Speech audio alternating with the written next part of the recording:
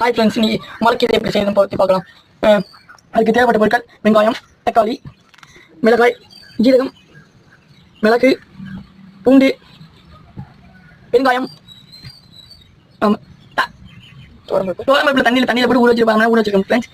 அப்புறம் வந்து கீரை, மரக்கீரை, உப்பு, மஞ்சள் தூள் போட்டு அதனால நல்லா வாஷ் பண்ணிட்டு உப்பு மஞ்சள் தூள் போட்டு நல்லா வாஷ் ஊற போட்டுக்கேன் ஃப்ரெண்ட்ஸ்.